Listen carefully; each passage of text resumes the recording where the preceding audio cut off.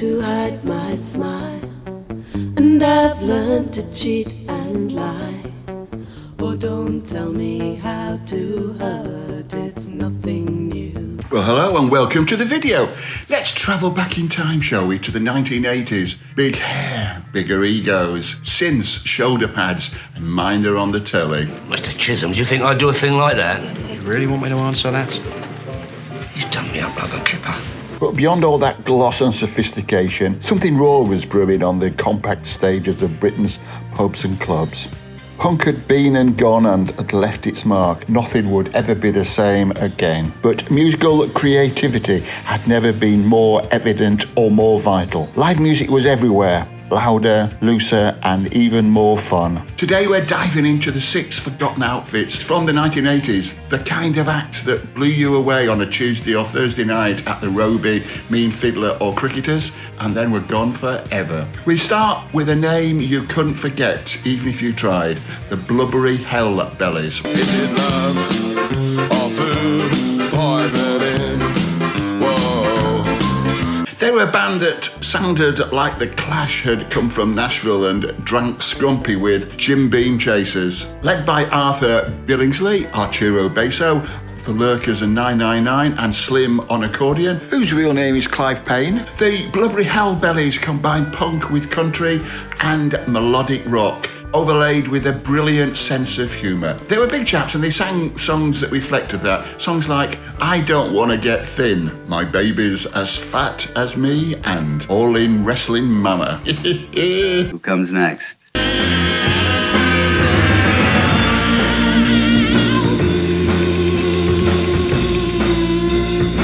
The Len Bright Combo sounded like the love child of garage rock and a 1950s mono tape recorder. Fronted by Wreckless Eric, yes that, Wreckless Eric, otherwise known as Eric Goulden, with Russ Wilkins and Bruce Brand from The Milkshakes. This chat and bass trio pumped out lo-fi bangers that sounded like they'd been recorded in a haunted shed. It was all back to basic, mono mixers and vintage equipment. All of it turned up to maximum. They didn't sell millions of records, but the ones they did sell are now collector's items and totally treasured. I was their agent and we managed to get them, because it wasn't me who got them onto Glastonbury, and they played the main stage. They opened up on the Friday and they insisted on using their own PA, which had to be mic'd up, so it came out through the festival's larger PA and sounded good, and it did. It was awesome, as they say. Those are the days. Yep, those were the days. At this stage, could I please say that if you're not already subscribed, it could probably save the planet. Yes, save the planet. If you could please subscribe and like if you like it, share it with your friends and comment. Let me know what you think. That's enough of that. Let's get back to those incredible 1980s artists.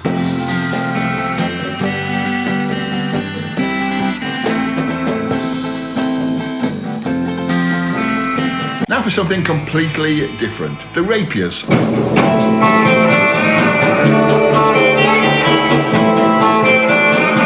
These guys worship early rock and roll. Sharp suits, twangy guitars, the exact haircuts the Shadows wore in 1962. Their shows weren't retro, they were rituals with an instrumental-only policy that ensured no vocals. Watching the Rapiers was like stepping into a black and white TV with perfect reverb.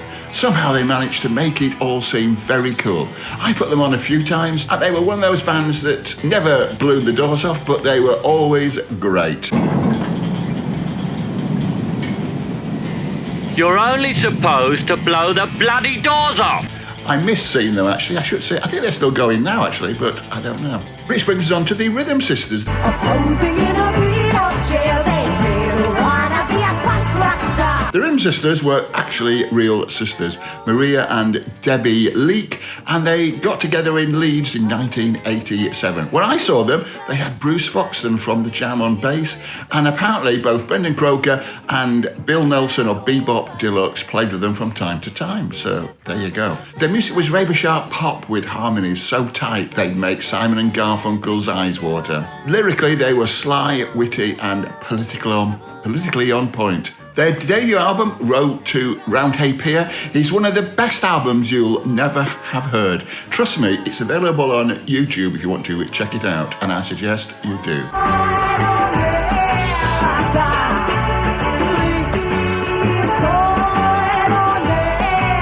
Swing in the 1980s? Well, yes, it was quite a big thing, actually. There was the Big Town Playboys and Ricky Cool from Birmingham area, Wolverhampton, actually, or somewhere like that, Solly or whatever. Rent Party from Southend, and the Jiving Instructors and the Jive Acers. But the most popular of them all were the Chevalier Brothers, a band that took jump jive and made it rock and roll with added xylophones. One more drink, bartender. What? Put it on the shelf. No way. Give me one more drink, bartender. Yes, sir. Do I have to serve myself?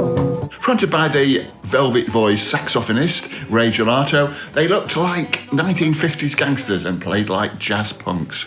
Imagine Benny Goodman crashing a Madness gig. That's the energy we're talking about here. Their gigs were sweaty, silly, and absolutely packed.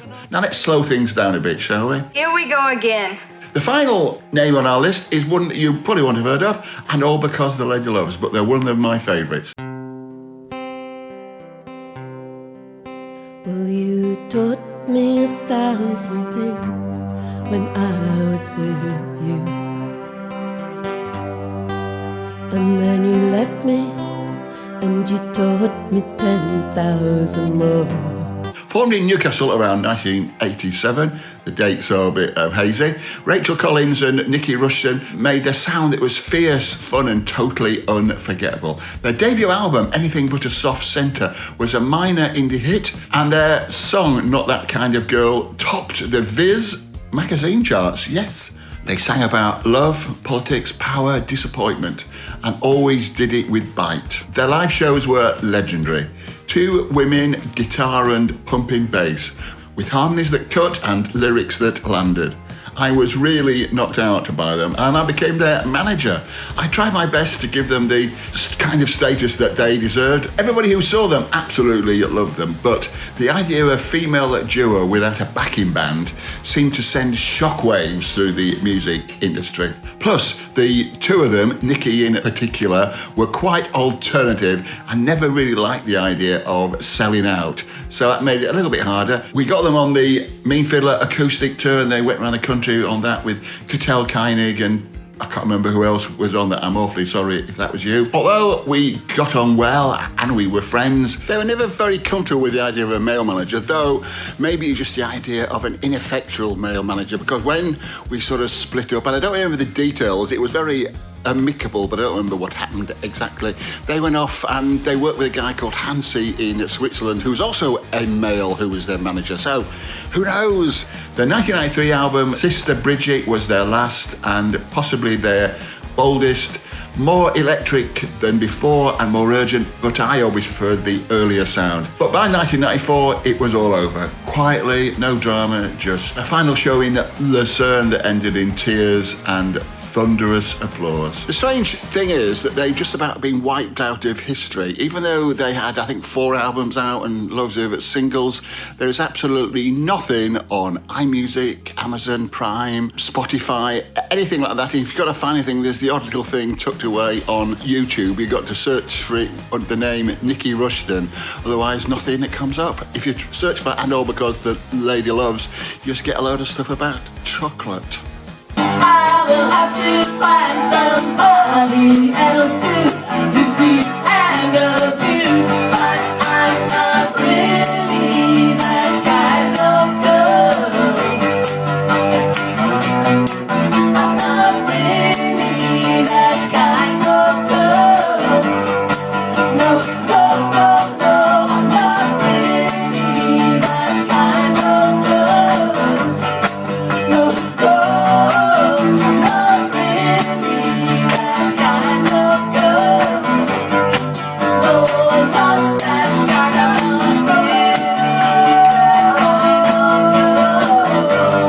And All Because the Lady Loves. So there you are. 6 acts you might have missed but shouldn't have. The British pub and club circuit of the 1980s wasn't shiny, It wasn't polished, but it was so real, and it was burning with so much talent. Have you got your own favourite bands of this time? Leave a comment. Let's resurrect them together. I might be doing more of these, and so it's helpful to know what you think. My friendly AI bot thinks you'll enjoy this video next. Goodbye.